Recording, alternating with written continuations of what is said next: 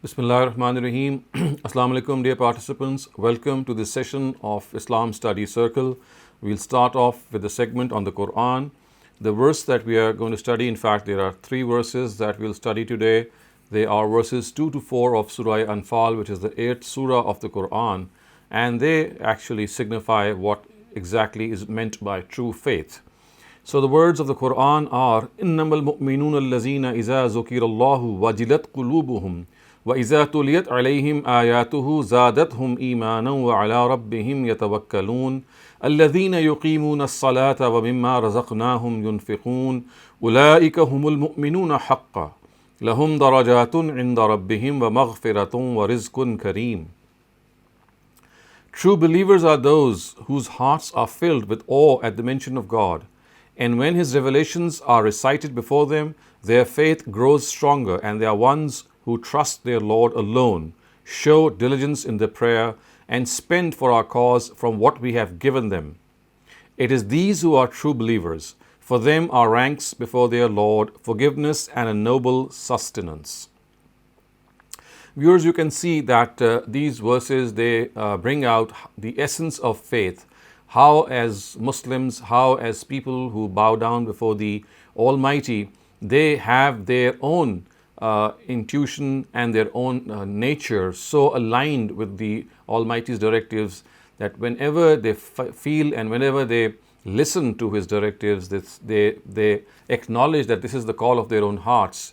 And not only that, these hearts, they shudder at the mention of God, because they know that the Almighty, who's watching over them, who has taken a covenant from them, who has been so merciful to them, so gracious to them, but at the same time, the blessings that He has given them, they will not be left unattended and they'll not be left unaccounted for. So the important thing is that whatever God has blessed us with, that has to be taken to account. We will be held accountable before the Almighty, and precisely for this reason, the Quran says that believers are those whose hearts are filled with awe and they tremble at the mention of God. And this trembling of yours is not of the nature of trembling in which you see a horrible sight or something that scares you. On the other hand, this trembling is more out of respect. It is more out of love for the Almighty. It is more out of affection that we would not like to displease Him. And remember, displeasing the Almighty is not something that's going to affect adversely in His own ways in any way. He does not need our being righteous, so to speak, for His own purpose. Righteousness is something that we need for our own selves. And when the Almighty is angry with us that we are not behaving up to the mark or we are not being righteous, so that is precisely what we also face from our own parents in this world. They get angry not because they are losing something. They get angry at their children, at their offspring, when they see that their offspring are doing something below the mark, because that something is going to affect their own lives, not the lives of the parents. So in a very similar way, the Almighty, He is watching over us. He would like to spend our lives in a way which is conducive and in harmony with our own nature and with the dictates of the religion which has been revealed to us. And this is something which is befitting and it behooves us, and it is something that only we would like for ourselves at the same time. And when we become parents, we behave in the same way for our children also. So the awe of God must be understood in its correct perspective, that basically it implies tremendous respect and honor for His being. And not only that, it says, وَإِذَا تُلِيَتْ عَلَيْهِمْ آيَاتُهُ زَادَتْهُمْ إِيمَانًا وَعَلَى رَبِّهِمْ يَتَوَكَّلُونَ. And when His revelations are recited before them, their faith grows stronger, and they are ones who trust their Lord alone. So when the revelations, when the Quran is recited before believers, it makes their faith go stronger, because when they see that the Quran reflects what our human nature actually stands for, when they see that the promises of the Almighty, they are being fulfilled in many cases, and in some cases we await them to be fulfilled. When they see that at the same time God is watching over us, He is merciful upon us, He is taking care of our affairs, He has created this whole world for our own service. So this is something which makes them realize that they are not alone in this world. They are not in any way left alone by the Almighty. He is not aloof. He is watching over them. He is taking care of them. And at the same time, whenever they commit any mistake, He cautions and prods them. He, at the same time, also makes them feel and realize that as human beings, we need to thank the favors that we have been blessed with. So this is something, when we read from the Qur'an, when we read this corroboration that we find in our own nature from the Qur'an, our faith grows, because now we see that whatever is being done, whatever the Qur'an stands for, is something which our own inner self reflects. So this is like our own faith and our own inner self becoming harmonized with God's revelations, and this makes our faith go stronger. And this is precisely what the Qur'an implies here. And it takes one additional step, and it says that these are people who also trust their Lord. When they see that they are passing through trying circumstances, they are passing through stringent circumstances, circumstances that might adversely affect their own lives, they trust the Almighty that, well, this is a case in which we have to be fully conversant with the fact when we are made to pass through these trials and tribulations, it is not that the Almighty is against us in any way. He wants to test us. He knows that if we pass through these trials, we'll become stronger than before. He knows that these trials are going to take us closer to the Almighty. He knows that these trials are going to prepare us for something more difficult that we might need to face in life, and hence become stronger. So whenever they are faced with a situation, their trust grows in the Almighty. They feel that they have to trust the Almighty. It is not that He is trying to punish them in any way, or He is trying to be ruthless in any way. Of course, that has its own area in which a person at times is punished by the Almighty. But in most cases, these trials and tribulations are meant to caution and prod us, to make us stronger, to bring us closer to the Almighty, and at the same time make us realize that the Almighty wants to check whether in these difficult circumstances we still thank Him, because it's always easy to thank God in circumstances which are conducive to us, in which we are living in a comfortable way. It is only when we pass through these circumstances which are tough that our mettle is tested, and which the Almighty would like to do, and He does so continuously. So our faith in Him grows, and at the same time we trust that whatever He is doing for our own good. And then the Quran says, الَّذِينَ يُقِيمُونَ الصَّلَاةَ وَمِمَّا رَزَقْنَاهُمْ يُنْفِقُونَ, that these are those people who are very diligent in the prayer. They are diligent in the prayer, which means that they are regular in their prayer. They take their prayer to be a serious affair. They know that when they are praying, they are connecting to the Almighty. They are thanking Him for His favors, and at the same time acknowledging that they are creatures who need to acknowledge the fact that yes, there is one great being who is looking after them, and they are humble in their approach. And at the same time, they also realize that the greatest way to thank the Almighty by prostrating before Him, by acknowledging the fact that we are weaklings, we need His help, and also at the same time, whatever blessings we have, that we need to distribute it among those people who are underprivileged. And then that is why the very next clause states that they are one who spend for the cause of God. So spending for the cause of God connects us to our fraternity, and praying connects us to our Creator. So we will see this vertical horizontal relationship being mentioned in the Quran on numerous occasions in this tone. We have a vertical relationship with the Almighty, and we have a horizontal relationship with our own fraternity. And this makes us realize that as individuals, we need to be indebted not only to the Almighty, but also to people around us. Remember, when we are spending for the cause of God, it's not that we are doing a favor. In fact, we must realize that a favor is being done to us, because the Almighty is now giving us the opportunity to spend for His cause, to earn more reward. So basically, if anyone is being shown a favor, it is the person who is spending in the cause of God. And this is what the Quran says. And then it reminds us that, remember, the blessings and the riches and the wealth that we spend in the cause of God, it's not that we have earned them or we have found them one fine day. It is basically, or these riches are basically God-given. They are a blessing from God. So however much we might think that we have earned them, in fact, we have been given and blessed them by the Almighty. So we must not forget that if we are dispensing our charity or dispensing things for the cause of God, the amount that we have also has come from God. It's just returning back to God what we have gained from God. And this is something which at times becomes elusive to us. We lose sight of this reality, but we must keep sight of this reality that we are distributing God's wealth back to people, and if basically this wealth is something which has been given to us by the Almighty Himself. And the Quran then gives us this beautiful news and this glad tiding. It says, "Ulaika humul mu'minuna haqqa," that it is these people who are true believers, and for them are ranks before the Almighty and forgiveness and a very noble sustenance. Because if they are going to discharge their duty in a sincere way, in a way in which people will remember their contribution to life, then the Almighty is also going to honor them by forgiving them, by blessing them with a noble sustenance, of course referring to the life of paradise, and also high ranks in the life of paradise.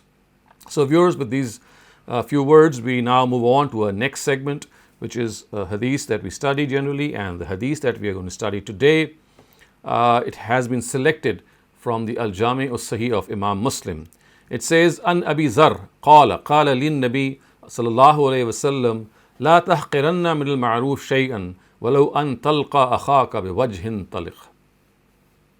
Abu Zar stated, the Prophet, peace be upon him, said to me, "Do not consider anything among good conduct to be insignificant, even if it is as trivial as meeting your brother with a cheerful countenance." So prophets of God, as we have seen, as we've been discussing and also reading and studying all through our segments of hadith, they try to bring out the best in ourselves, and they do so by telling us that we must always find an opportunity to be good.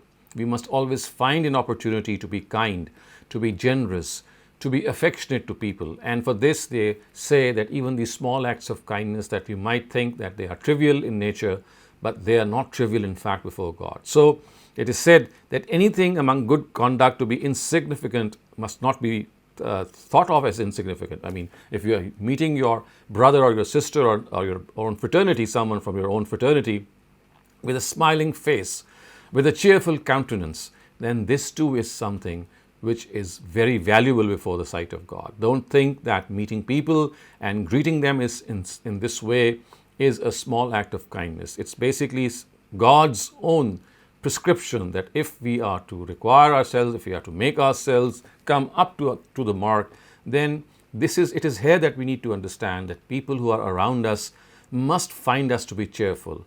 People who are around us must think that we are always caring about them. They must think that we regard them to be special. We, of course, it doesn't mean that we should not care about our own selves.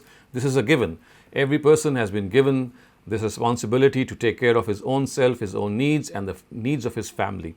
But at the same time, the person cannot ignore the people around him, the people who live around him. And these people are all I mean, you find them everywhere. They are at your workplace, they are amongst your neighbors, they are amongst your friends, they are amongst your relatives. So about all such people, the Quran says that your first exposure to such people is how you look to them, look at them, in fact, in your own face. So the Quran says that before you even begin speaking to such people, before you even start conversing with such people, you must appear to be cheerful to them. You must see them with a smiling face. Because you see, when you smile at other people, it gives them that welcoming encouragement. It tells them that you are there for them. It tells them that you are a person of their own fraternity. Even a person you don't know, if you just smile at that person will he'll get this feeling that he is someone who's been watched over, who's been looked after. And at other occasions, of course, we know that the Prophet has given this direction that you must say salam or peace to people you meet, and he has said that it's not just that you greet people who you know.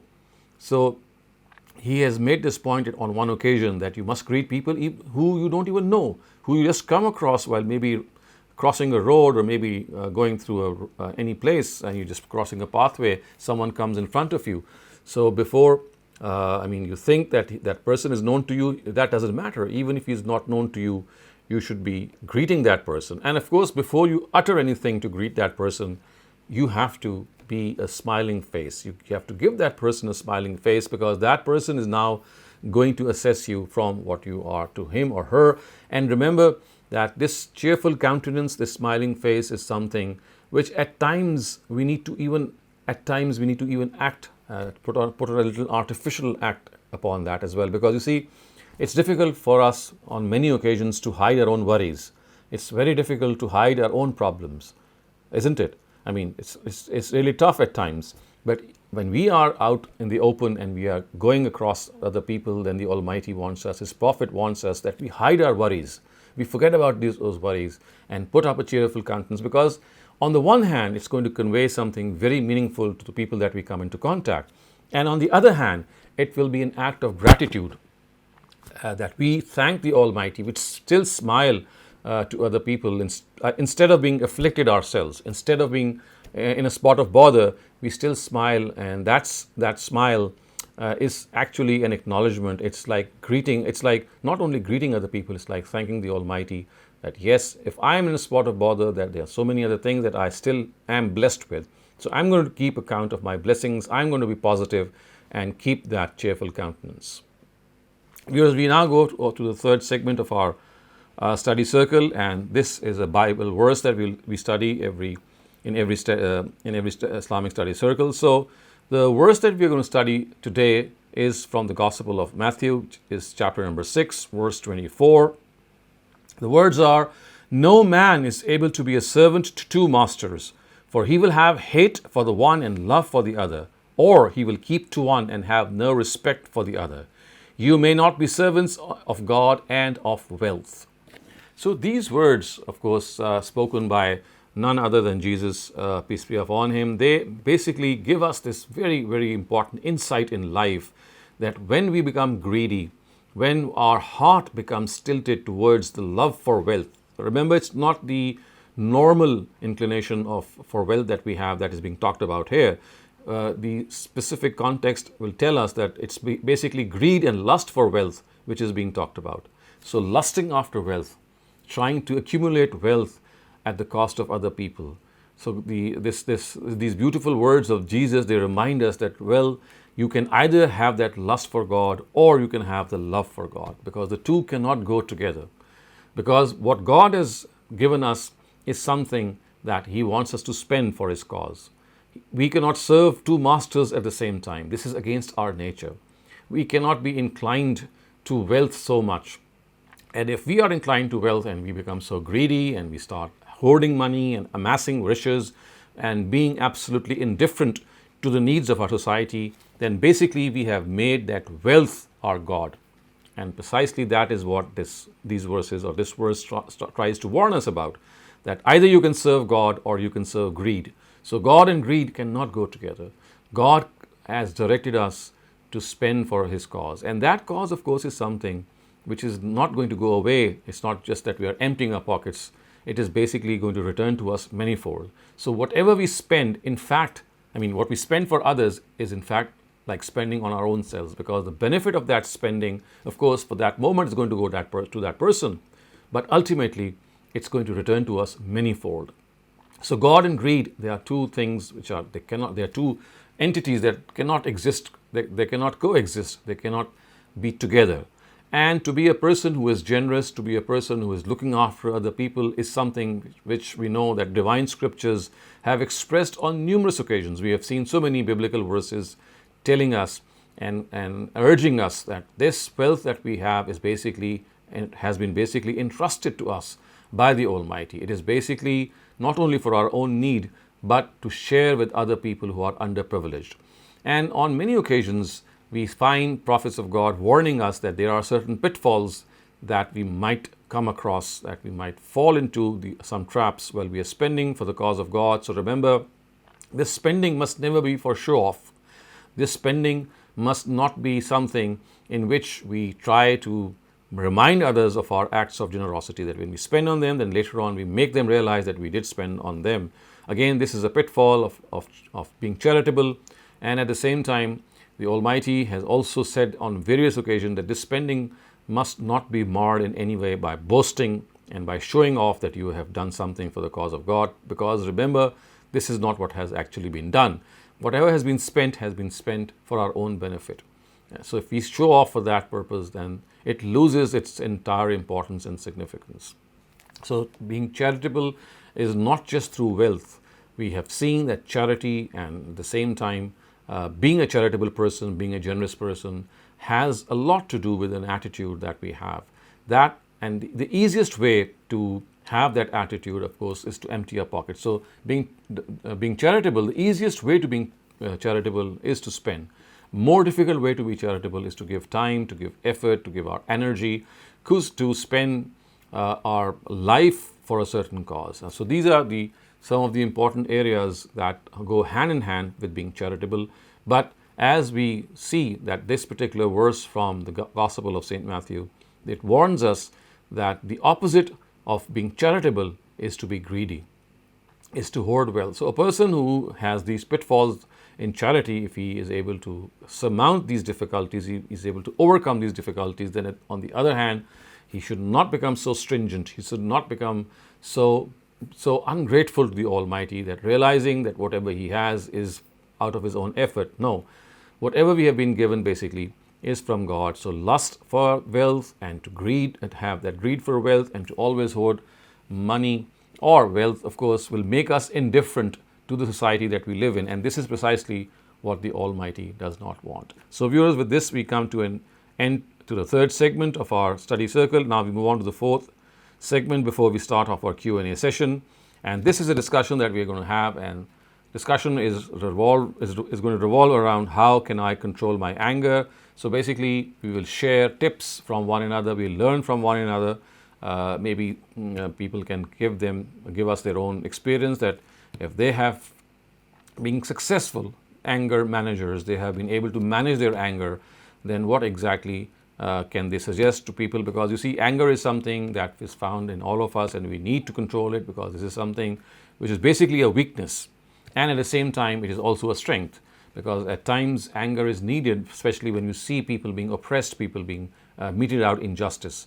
Anger comes naturally to us. So, but excessive anger or reactionary anger, in which we we don't do constructive things. In fact, we retaliate in a very bad manner. That needs to be controlled. This segment is moderated, and this segment, as I said, is basically a segment in which all of you participate as much as you can, and I'd urge you to do that. So over to you, Mariam, if you could moderate and start off this discussion. Thank you very much, Dr. Saleem. So I'll start off the discussion by mentioning two things that have really helped me. One is one of your tips, which was to delay your anger. When you're in the moment and you're feeling angry, do something to delay it, whether it's taking deep Right. breaths or drinking a sip of water. So something to delay the reaction. That's really Right. helped. And also, during that moment, if you can try to understand why is it that you're feeling angry at the situation, and why did the other person do something to anger you? So what was it about their actions? Because Right. sometimes we get angry because we're so in our heads, but we fail to realize that the other person also has a very valid reason for why they're acting. Right. So one was that. And then the other realization that I've had over the years is I study the brain, parts of the brain. So one of the areas that is regulating your emotions is your prefrontal cortex. And that doesn't stop developing until almost your mid-20s. And I feel the difference from my early 20s until now, when I'm in my later 20s, has been dramatic in terms of how much control I feel that I have over my emotions.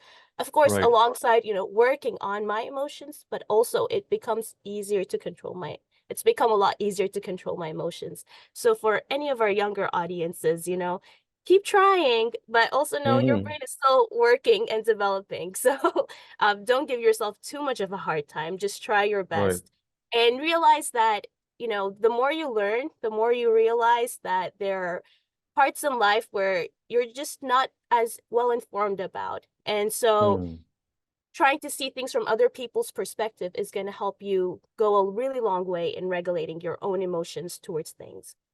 So Right. that was my So 2 cents. that was very insightful, Mariam. Thank you. Thank you very much, Dr. Saleem. Bismillah, Tirmizi Ahmed, please go ahead. Bismillah? Okay. Can you hear me? Hello, can you hear me? Yes, now we Can you hear can. me? Okay. Assalamu alaikum, Dr. Saleem. So, Right. what's helped me is being able to separate my ego from myself. I think that's been the biggest, that was the biggest challenge for me as to why somebody did something to me, or why did they, and how I can basically combat them, or how I was right and they were wrong. And when I realized that I had to just separate my ego from myself and just Right. think from the fact that I don't need to win this, you know, I just need to calm down, and I just need to tell myself that maybe the other person's perspective, I don't need to convince them of how I am feeling in that moment. All I need to do is be kind. So when I was able to separate my Correct. ego from myself and let kindness in, I think that really, really helped me, because proving Right. somebody wrong by telling them again and again that, no, this is what you did and this is what I did, it never goes anywhere. So for me, it was just being able to separate myself from my ego. So now Right. when a situation is such when I know I'm going to get angry because somebody is either hurt my ego, or I felt that I was wrong, I just think in terms of Right. kindness. I'm like, okay, this Right. person, maybe they deserve some kind of kindness right now. Maybe that'll help them. And, if I don't let this bother me, because what I know about myself, I know. I don't need to convince this Right. person as to if I was lying, or if I was telling the truth, or if I was wrong, Right. or I was right, or what they did. That has helped me, and I feel that's been 180 for me. So that's what you Wonderful. said. That, And if this I actually needs a lot of patience, and it needs, because you step backwards. You take a step back basically, and as you said, you are dealing with an ego, and it's not always easy to deal with your ego, because you see your ego spurs you. It gives you the signal that you must not back away. You must answer the person in the same way. In fact, even more. So yes, absolutely correct that if you're able to get hold of your ego at that time somehow, then at that particular moment you might feel as if you've lost something, but in the longer run, as time passes, you would realize that you have in fact taken a step in the right direction. Yes. And then, I feel age has been a big factor in this. And Right. another thing I feel that has really helped me is that, this friend of mine was going through something tough.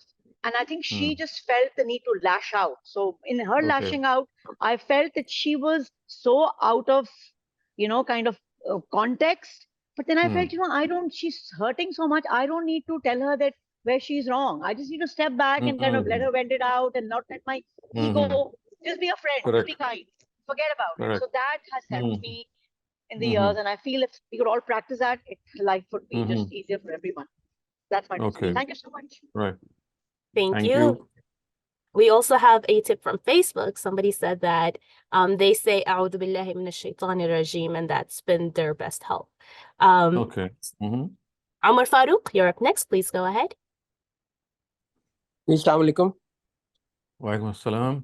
जी मेरे experience में जी anger management बहुत अच्छा लफ्ज है यानी जब भी whenever I've been angry so I come home and I always analyze it especially with the growing age तो मैंने ये फील किया कि यानी being angry I'm always at a loss so I usually then try to analyze it or especially at workplace if it has gone something beyond so I usually communicate with those people the next day or after some time to discuss with them why the incidents happened and this has really Right. helped me like one more thing I would say ke sometimes if I would say ke I would call it a controlled anger and if you can plan and control it and if you really need it sometimes so it is also helpful but Absolutely correct. it's a bit difficult. It's difficult, yes, to regulate your anger, and you know that it's not the real anger, but you'd like to at least give that impression that you're angry. Yeah, but it is a continuous process. It is. Thank you Thank you. very much. Baran Nashur, you're up next. Please go ahead. Assalamu alaikum wa rahmatullahi wa barakatuh. Walaikum assalam.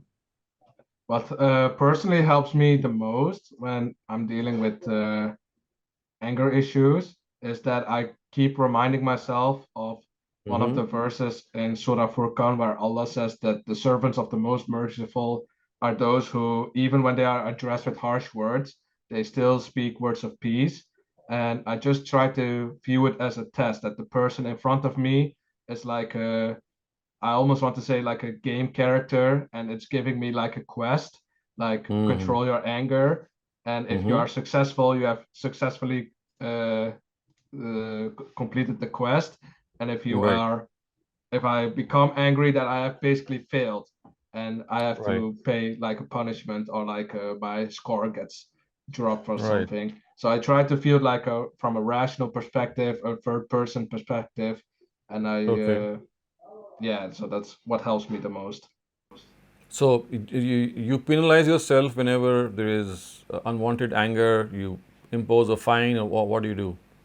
Well, I do not impose a punishment on myself, but I just imagine that God is not happy with me with how I just reacted, and that's like the ultimate goal is to make God happy and not myself. So that's what Okay. motivates me. Okay. Okay. Thank you. Thanks, Baran. Yeah, this is interesting. Rafia Khwaja, please go ahead. Dr. Shehzad, I feel that if I have an ego, the other person also has an ego. So I have learned that if I can remain calm and the other person can be yelling away, now I don't retort, then later on I can speak and say, okay, now let's think how you replied, what you said. And do you Right. think that's fair? But if there's a battle, but I say something, he says something, then it doesn't get somewhere. So I just think that if I can control my emotions and inside me, I think that has helped me a lot. Right. And that control is something that we all need to strive for. Yeah, that control isn't within me. It is difficult, but if I practice it, maybe once or twice I might lose it, but if I practice it, then I can say, okay, I'm not going to give in. I'm not going to retort. This is not the Right. way. And I think it is helping me. That's wonderful. Thank you. Saima Khan, you're up next. Please go ahead. अस्सलाम वालेकुम, thank you. Waalaikumsalam. मेरा जो take on है anger के ऊपर, हमेशा हमेशा शर्मिंदगी के अलावा कुछ नहीं उठाया है। और दूसरी चीज ये है कि जो है क्या कहते हैं, एक तो शर्मिंदगी, ऊपर से जो है क्या कहते हैं, आप सही साइड पे होते हुए भी गलत पे आ जाते हैं, चाहे आप कितने भी सही हो। Right. Right. It has always put me on the wrong place, and हर किसी की नजरों में आप गलत होते हैं, चाहे मैं कितने भी हक के ऊपर बात कर रही हूँ। तो no doubt about it, I do that. I pray every day 2 नफल ऑफ अस्तगफार for the past, and like something happens in everyday life. This is my practice. I always, and I try to pray it at the time of the Hajjat. And the other take on is that, like, what I have learned, don't try to explain both the parties at the time when they are angry. जब उस time पे explanation आती है ना, आपको और गुस्सा आता है। तो मैंने तो अपने लिए बनाया, मैं उस टाइम पे कुछ भी एक्सप्लेन नहीं करती ना, neither I don't want to take any explanation. When आपका जब गुस्सा ठंडा होता है, आप भी रियलाइज करते हैं और दूसरा भी रियलाइज करता है, और फिर चीजें खुद ही मेल्ट डाउन हो जाती हैं, खुद ही आपके सामने निकल के सही हो जाती हैं। वक्त जो होता है वो उसको बहुत जल्दी सही कर देता है, हील पर बनस्पत इसके क्या बार बार आप उसको फोर्स करें, फोर्सफुली आप बताएं कि नहीं जी मैं सही थी या वो सही था। Correct. तो that's it. Thank you. Thank you. Bisma, did you want to add something else? Yeah, Dr. Saleem, I think a very important thing that I should have mentioned was that my ego has, I think, come more under check since I've started studying the religion more.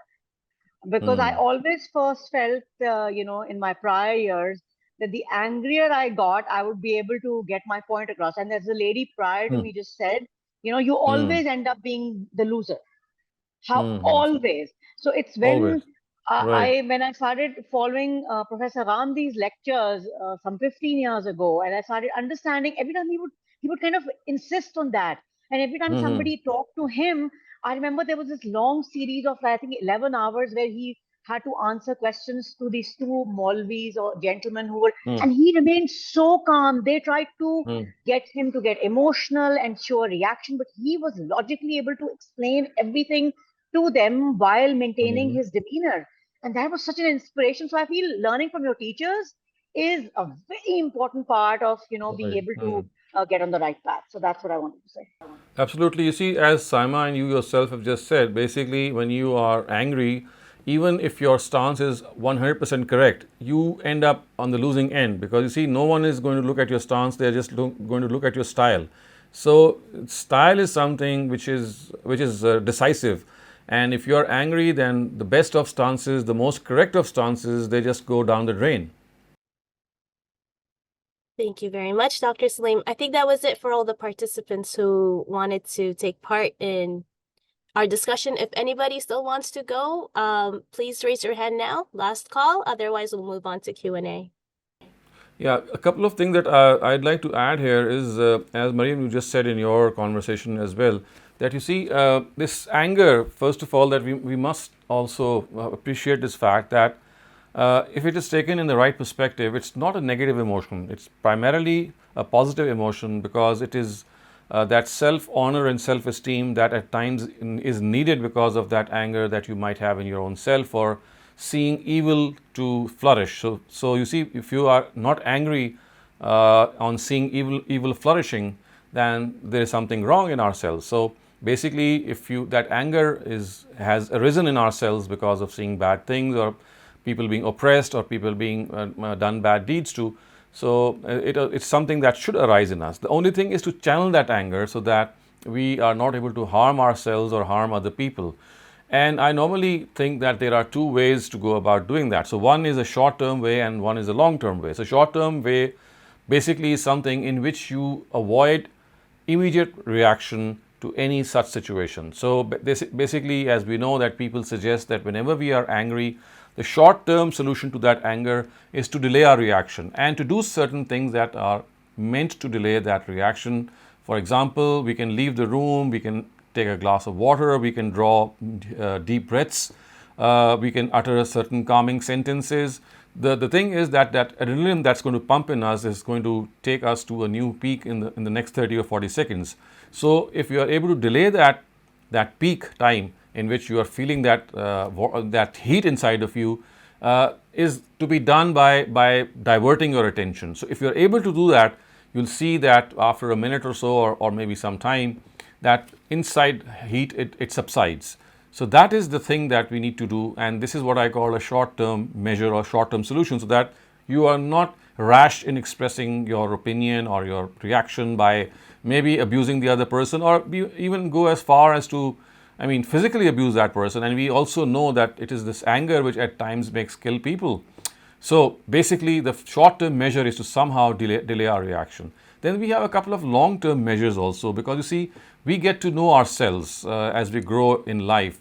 So one of the things that we get to know about our own selves is that we know the triggers that make us angry. So you see, there are trigger points for each one of us. So there are certain things that are bound to make us angry come what may. So one thing that we can do, if possible, is to avoid those trigger situations. So at times they are unavoidable, but on many occasions we can avoid those situations that we know that we'll become more vulnerable and we'll be angry. So to understand yourself that you are a person who is going to be angry in such a situation is to actually make that calming effect on your own self, that you are not going to enter into that situation if it is possible. The second important thing is, again, a psychological gimmick. It's like a psychological thing. It has worked. Again, that is a long-term solution, part of that long-term solution. And that is that you program and channelize yourself. And how do you do that? You see, you talk to yourself and you say that, well, whenever the crunch time comes, whenever a time of crisis comes and I'll be angry, I am going to delay my reaction. I am not going to react immediately. So that's like self-preparing yourself or self-preparing yourself before even that moment arises. So this auto-suggestive behavior or self-suggestive behavior, as psychologists call this behavior, is basically your preparation that whenever that crunch time arises, you are not going to react immediately. So you see, what happens is that when you continuously talk to yourself that I'm not going to be reactionary whenever I'm going to get angry, so when that time of anger arises, you have that flash of light in your own brain in which you are reminded that I made this commitment, or I talked to myself that I'll not be angry. And this is that spur of the moment in which, if you're able to just capitalize on that past commitment, it's going to help really, really good. Because you see, imagining something much before it actually occurs it has a very soothing effect, it has a calming effect on us. Another important thing is that whenever you get angry, I mean, anger is basically either on a situation or because someone has done something unexpected, and you are feeling angry at that person. So when the anger is because of a situation that you are in, always think that this situation has arisen in circumstances or in situations or circumstances in which we find ourselves, and those circumstances have been created not by us, by God at large. So we don't have any control of those circumstances. So if those circumstances have arisen, maybe there is something hidden for us, and we just need to back away and trust God, that because we have not created those circumstances, it is God who has given rise to those circumstances. So there is something hidden which is in favor of us, and many a time we do find that good things are hidden for us. And when a person is involved in which you find that your anger is because of a particular person, then what you need to do is, if that person is someone who's known to you, then always take a look at the contributions that he or she might have made in your life. For example, if you get angry at your spouse, or maybe your children, or maybe your parents, and this does happen, and even for your colleagues, immediately turn your attention to the benefits that you have drawn from such and such a person, who at that time might be angering you, but in the larger scheme of life has a lot to play and a lot of good to play in your own life. And also one thing that I'd like to state here, underscore as a very important statement, that remember that as individuals we need to be relaxed in our lives. You see, what has happened is, because of our lack of self-training, our threshold is very near the boiling point. So a very small thing might trigger our anger. So in order to have that threshold, that buffer to increase, we need to be relaxed individuals. But because we are tense most of the time, so that buffer point or that boiling point comes very soon. And how do we become relaxed individuals?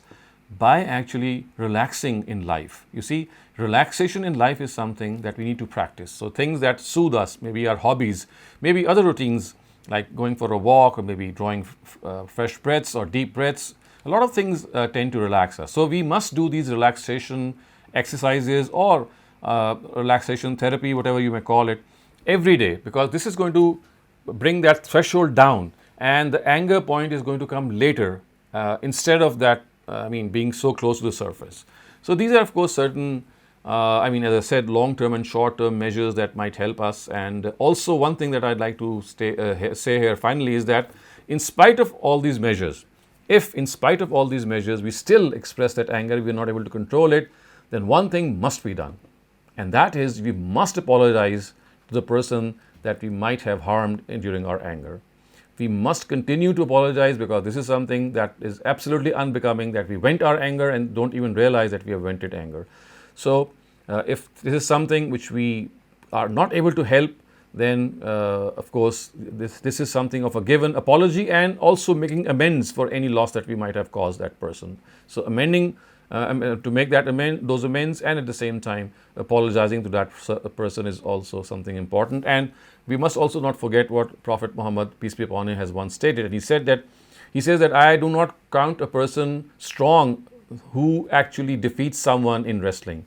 A strong person is one who actually is able to control his anger. Allazi yamliku nafsahu indal ghazab, who is able to control. So a person who is strong is not a person who wrestles and wins, but a person who is strong is the one who actually is able to control his anger, because basically it's a weakness. So I think it was a very fruitful discussion, and as I know this is an area in which we need to work a lot on our own selves, and not only on our own selves, but also pass on this information to our younger lot, to our people, to our younger generation who is growing, and it is something that is a part of their lives, that they become angry very much. So this anger management is something that has to be learned and taught. So now we can perhaps move on to the general Q&A session. Yes, hello. My question was about the fact of giving charity, because we know it's for ourselves. But what if somebody constantly asks you for help in a form of charity, but you are not able to give, or you don't trust this person with the charity that you are giving them, and in the end you decide to not give the charity? But would it be better to still give the charity and get the reward from God yourself, and do not care what happens with it, or do we need to be wise with to whom we give our charity? I think this is a very subjective decision. I mean, it's difficult to advise someone from outside. This is something that you need to maybe talk to your own self or analyze the situation. At times you need to withhold, at times you need to just, let it go. So it is the situation that you find yourself confronted with, and at times you don't have a concrete data. So sometimes we become impulsive. Sometimes we just do something, and we don't have a rationale for that. So normally on such occasions I tend to trust my gut feeling and follow that gut feeling. And as I said, that this gut feeling could be different in different circumstances. But you would not be held accountable for not giving charity to that Certainly person. not. No. Okay. Because you see, you're doing this for a certain reason, and that reason has to be, justified before your own conscience. Okay. Thank you very much. Thank you very much, Dr. Saleem. We have a question in the chat.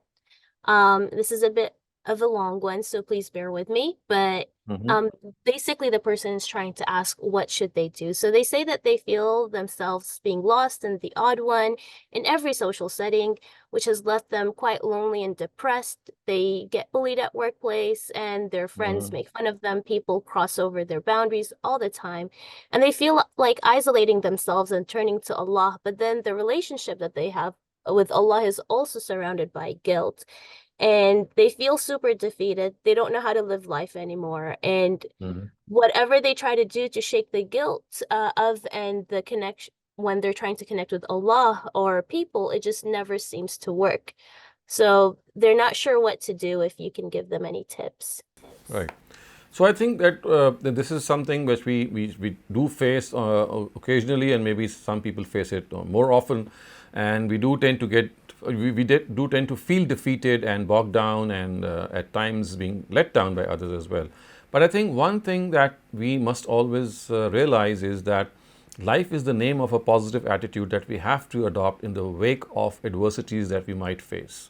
So this positivity is something that we must always never lose sight of. And some of the tips to be positive, of course, we've been discussing them earlier, but I'll just remind you that one of the basic tips that helps us remain positive is to always look at our past and see that there were instances in our past in which we were happy, in which we felt that we had been taken care of, and not only our own brethren but the Almighty continued to be kind to us. And if we are passing through moments of depression or passing through moments of being let down, or in a feeling that we find ourselves to be unattended, we must never forget that in the past there were moments of happiness and comfort and even luxury, which means that life is the name of good and bad circumstances. If we are passing through these tough circumstances, it does not mean that they are going to stay forever. So just as in the past, good circumstances and bad circumstances, they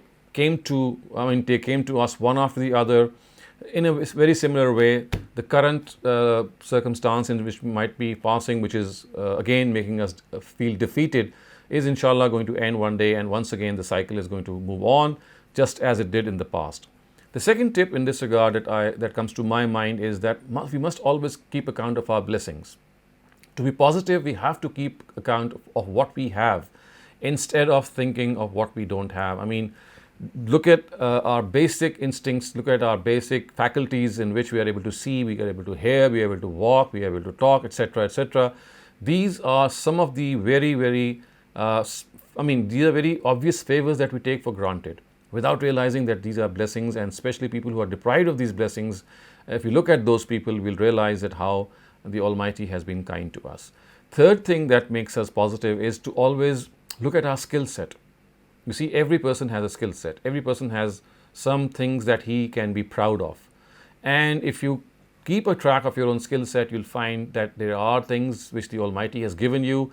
And of course, we would not like ourselves to become proud or become we should not indulge in self-praise, but as a means to boost our confidence, as a means to think that, again, this is part of that feeling of gratitude, that we analyze our skill set and we think that, well, There are certain things that, of course, we cannot do and we are just not able to do, but there are certain things that we are able to do in a very good way. And so, therefore, let us be proud of, I mean, not in the negative sense, but in a positive sense. Let's be proud of our skill set. Let's be proud of our abilities. Let's be proud of our contribution to the society and to the people at large, and how we can comfort people around us. So, these are some tips basically to make ourselves, remain ourselves, I would say, positive in life, and always give the benefit of the doubt to other people, and always give them this leverage, this I would say latitude, that well, things do go wrong, but then remember that when they go wrong, it's not always that it's we who are programming those things. At times, God creates these situations, He puts us through these situations, which I just earlier on also referred to actually test our mettle, and also to make us realize whether on certain occasions, if we have lost track of God's blessings or maybe His own self, then such circumstances are also, I mean, they are a positive sign for us to come closer to God, and to at the same time make ourselves available for the tasks that He might have assigned us and we might have forgotten them. Thank you very much for that, Dr. Saleem. Just a follow-up question. So if their connection with God feels like it's full of guilt, is there something that they can do to help with that? Okay, so yeah, right. So you see, guilt is something which should be treasured. Remember, guilt is not a negative feeling. It's a feeling in which we feel remorse, in which we feel bad that we did something. So the biggest remedy to that guilt is to repent before the Almighty, is to talk out our guilt before the Almighty, is to express our remorse and our feeling that we are ashamed of what we did, and you'd like to make amends. So basically, expressing our feelings before the Almighty, and confessing our guilt, and at the same time making a fresh commitment that in future, inshallah, I'll not be falling prey to certain things that have made me guilty. So that consciousness of guilt, or guilty consciousness as we often call it, is to be treasured, but it should not overwhelm us, and it should not be something, because remember, one of the beautiful things that the Qur'an has often said about the Almighty is that He abounds in mercy. He's Ar-Rahman. So the word Ar-Rahman, it occurs so many times in the Qur'an, and it is meant to make us realize that His mercy is like a effervescent fountain. It's like a fountain which is gushing forth, and He is just waiting for people to come to Him so that He can forgive him. He is just waiting for people that they should come to Him. So that guilt should take us to the Almighty, should make us seek refuge in Him and talk to Him, and also at the same time make that commitment that I'm not going to fall prey again. Thank you so much, Dr. Saleem. Nagar, please go ahead. Thank you. Dr. Javed. Dr. My question is, there are so many interpretations of Quran giving us different dimensions of different ayat. And every dimension is very, very fruitful and very inspiring. So, and if you look at the Farahi school of thought, they are just giving only one interpretation, and they are just limiting us to judge the verse according to the Siyako Spark. So my question is that the other dimension, which are very, very inspiring, do you think we have to leave them, or you just take them as just what you think about those? You see, the important thing is that we have to realize that when God is conveying a message to us, He has a definite way of conveying things to us. He's not going to convey 1, 2, or 3 or 4 things, because as I'm talking to you, full of my talk and as human beings, all of us have our deficiencies. So I might have this deficiency in me, that when I speak to you, then multiple meanings could be derived from them because of the lack of right phrases that I choose. But how can we think that God is communicating to us and He might be having diversely different things to convey to us? So I think this is basically a defect if we have multiple versions of a speech, in which a speech is basically meant to communicate the same thing. So it's not the Farai school that is important here. It's basically our own common sense and intellect, which tells us that as far as someone is concerned, when I'm talking to you, when you're reading a book, when you're reading a newspaper, so even in the human plane, basically what is meant to be conveyed is a single thing. You don't want your reader to get confused and each reader to derive different things from your own paragraph. So just as an author would like the purport, his own intention to be interpreted and not various interpretations being ascribed to him, this is something that we don't like ourselves. So how can we ascribe it to the Almighty that he has different intents in the same book or maybe in the same paragraph? So this is as I said, it's a shortcoming, and we human beings might be inflicted with this shortcoming, but how can we say that God is inflicted with this shortcoming? So that is why we say that whatever God wants to convey is definitive, is something that is, he has it in his mind, and we might not be able to get to it. We might have our own deficiency in interpreting what he has to convey to us, but that doesn't mean that he has different versions or different interpretations that you'd like us to take. And at times, as you can see, if I talk specifically about the Quran, at times you can see that these interpretations of the same text, they are diametrically opposite. So of course, this is something of our own shortcoming, but we cannot say that the Almighty at the same time would like us to derive from the same text something which is opposite to someone else's derivation. So it means then there is one verse, one person is saying that's how we take the negative positivity from that verse and he interpret it. So it means once a person is taking one verse and he's deriving a lesson from it. So do you think it's not worth to listen to that lesson? Certainly not. We should listen to that word, because you see, we don't know whether we ourselves have derived the right lesson or not. It's basically the reasoning of a person who that might convince us. So maybe we have derived it wrongly. We must listen to everyone and then decide. I mean, we must not shut off our minds. We must not close our minds because we don't know whether we are on the right or not. Maybe we have derived it in the wrong way and someone other has the right version. So we must always keep our eyes and ears open and always try to also read and interpret and analyze other people's thoughts because they might be more correct. I can give you one example. Dr. Wahiduddin Khan, he was interpreting the verse when the angels descended and they said, and the people are driving that we have to be in the state of wudu. And he said, Dr. Saab is saying, Wahiduddin is saying, his interpretation is that the person who has a positive attitude, he will understand the Quran first, not the negative one. He is driving that meaning from that verse. Well, as I said, he is deriving a certain meaning. He's not alone. There could be 5 other interpreters who derive a different meaning because that's something humanly that we normally do. The thing is that as far as I'm concerned, if I have 5 meanings of a verse before me or 3 or 4 people saying different things, I need to understand the reason of each and give preference to one of those meanings that I think is more appealing to the text of the Quran and to my own sense.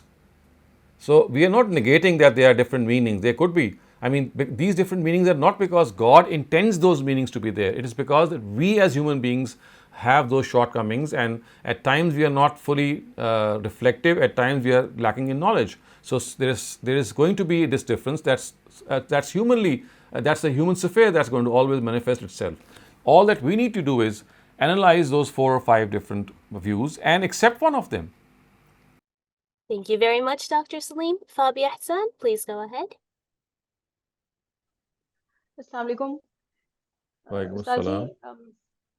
in the history, be it is a religious one or a country's political history, if something is being reported with the continuity or tawatur, and very few people tell that the incident from the very beginning is being reported inaccurately, things occurred the other way. So, what are the ways historians adopt to reach to the facts? I'm sorry, I could not properly understand. Are you saying that, in the beginning there are reports which are singular and then they dilute or they expand into tawatur, or is it something else that you're saying? An incident does occur at a time, and since the time of occurrence, people start sharing that incident. Okay.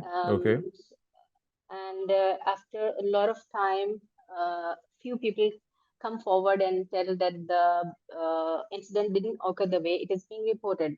So, Okay. what are the ways historians adopt to reach to the Well, facts?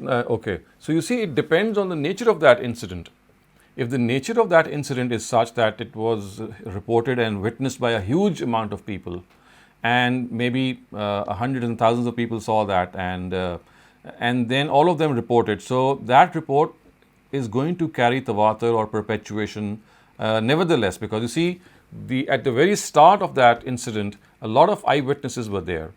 But what if that incident happened in a small affair, in a limited affair, and there were very few eyewitnesses, let's say 3 or 4. And from those 3 or 4, of course, there could be people who might, there could be many people who are going to report, but at the end of the day, they are at the top of the chain, you just have 3 or 4 people. So you see, all such incidents which are reported by a few individuals because there are very few eyewitnesses, about them we need to always understand that they can be subject to interpretation of those people, because you see, those eyewitnesses which are 3 or 4, they are now going to convey that incident to another 3 or 4 people, and maybe to another 2 or 3, and so on and so forth.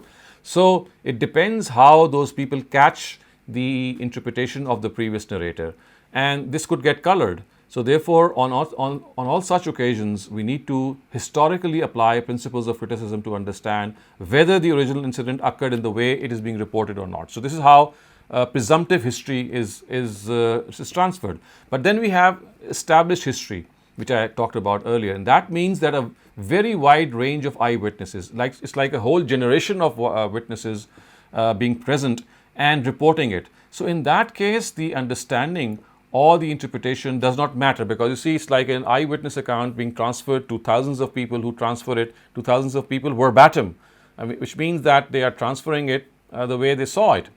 And this actually lends a lot of credence, a lot of certitude to that incident. So if we are able to understand that one is presumptive history, which means a few people narrating that incident, and that narration being dependent on whom you are narrating that to in the next generation, and so on and so forth, before it is recorded. But in the case of established history, a very, very large number of people who are eyewitnesses to that event, they, for example, they transfer it, and then thousands of people, they receive it and they transfer it in the same way. So if you are able to make sense of these two modes of history, presumptive history and established history, you'll always come to realize that it is this established history which is always, it always gives off that certitude, that sense of certitude, and you cannot be in doubt about it. But presumptive history, because of the nature of its transmission, is always subject to interpretation. Thank you very much, Dr. Saleem. Habiba Zafar, please go ahead. Assalamu alaikum, sir. Walaikum Sir, assalam. you may answer in English, but I want to explain my question in Urdu. Sir, एक Okay. psychological disorder है OCD, obsessive compulsive disorder, और उसमें ये Right. होता है कि किसी भी इंसान को obsessive thoughts आती हैं, and then वो उसके लिए coping mechanism उसका कोई compulsion होता है. अब वो कोई compulsion या कोई physical compulsion हो सकती है जो कि observable हो, या उसकी कोई mental compulsion हो सकती है. So अभी मेरी एक relative है, उन्होंने मुझसे थोड़ा सा discuss किया, because मैं भी psychology की student हूँ, तो she said कि उन्हें जब शुरू में जब वो थोड़ी बच्ची थी, तब से उन्हें ओसीडी हुआ, और बाद में पता चला, उनको अवेयरनेस आई कि ये ओसीडी था. तो क्या होता था कि उन्हें ऑब्सेसिव थॉट्स आती थी, उन्हें ब्लास्फेमस थॉट्स आती थी, उन्हें इंट्रूसिव थॉट्स आती थी, जिनके ऊपर उनका कंट्रोल नहीं था. तो उससे कोप करने के लिए, और बेसिकली इसको कहते हैं स्क्रपुलोसिटी, ये जो रिलीजियस ओसीडी होता है, उसको कोप करने के लिए वो अल्लाह मियां की कसम उठाती थी कि अल्लाह मियां की कसम ऐसी कोई बात नहीं है, या उन्हें मतलब बहुत इस तरह की थॉट्स आती थी. अब वो मुझसे कहती हैं कि मैंने इतनी सारी अल्लाह मियां की कस्में उठा ली हैं कि मैं अगर उसके लिए एक्सपिएट करना शुरू करूँ तो मुझे पता भी नहीं है वो कितनी हैं. एंड अब वो थेरेपी ले रही हैं, उसके लिए उन्होंने जो दवाइयाँ होती हैं वो लेना शुरू की हैं. तो माय ओनली क्वेश्चन इज, क्या उन्हें उतना एक्सपिएट करने की जरूरत है, क्योंकि वो तो एक बीमारी के जरिए Right. सही कर रही थी ना. No, she does not need to expiate or give any atonement, because this is a very specific situation that she could not have helped, and so therefore she does not need to be worried about any expiation. Thank you so much, sir. Jazakallah. Thank you, Dr. Saleem. Fabia Hassan, please go ahead. Ustadji, I have another question.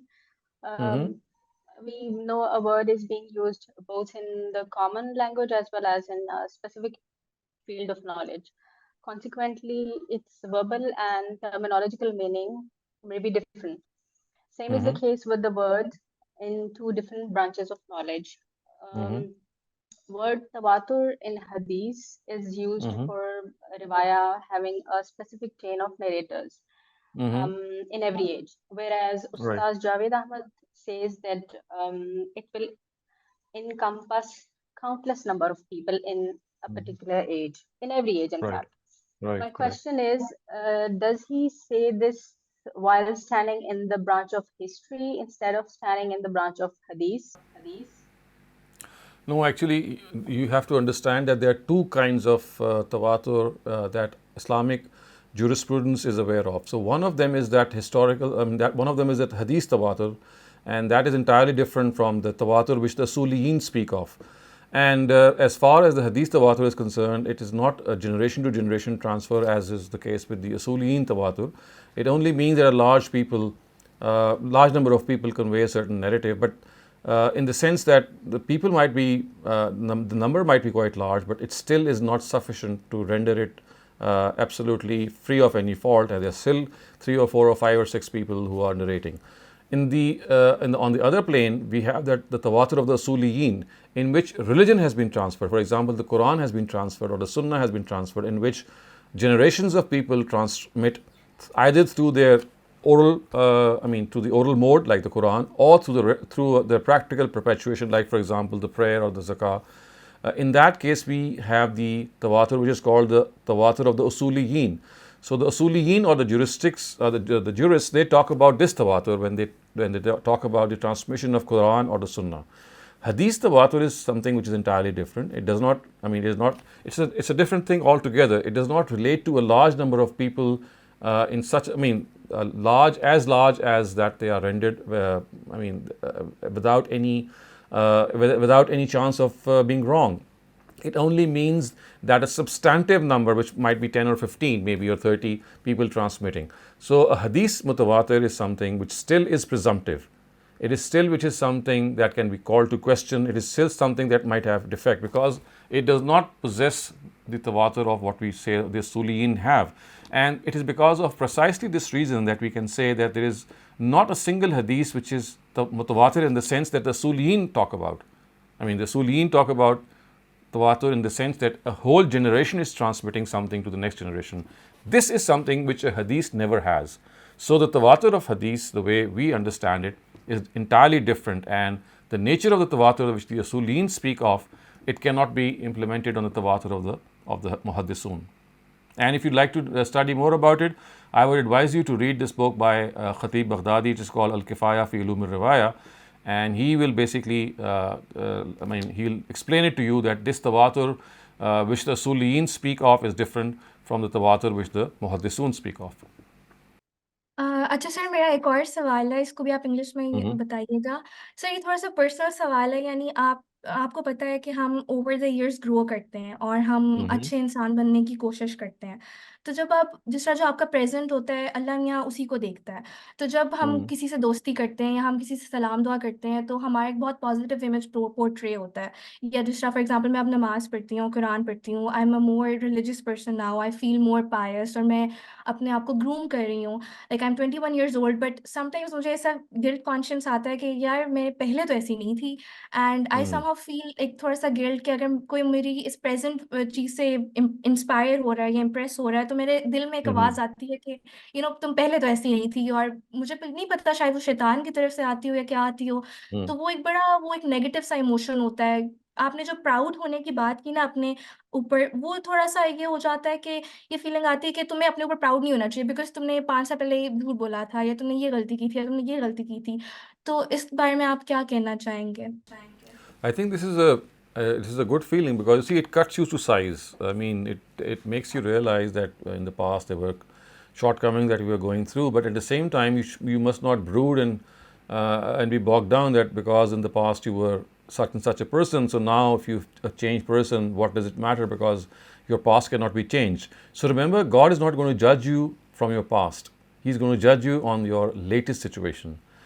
So we have moved on in life, and if we move on in life, we always should think that the past is something that we must learn a lesson from and then bury it. Other than that, it has no significance. So yes, at times this happens, but then if it happens, then the best thing is that you draw that lesson, that that if you were doing something wrong, then maybe you should also not feel so proud of yourself that today, if you have those positive traits, that remember one time you were afflicted with certain negative things as well. So that is something which could balance, it could be a balancing act. So that is one thing. But the other thing is that remember that the Almighty is not going to judge you on the basis of your past. Thank you very much, Dr. Saleem. Habib, if you have a follow-up, you could go ahead and ask.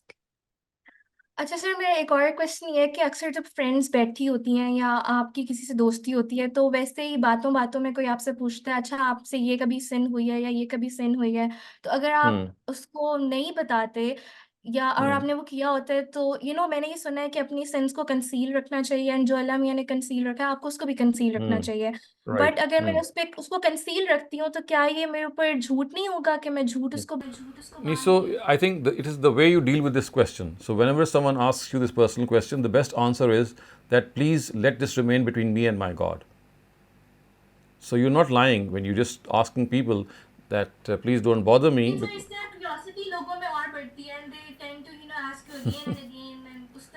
I mean, you see, it depends on the situation. At times, as I said, there could be very fast friends that you might feel comfortable in sharing what you need to share.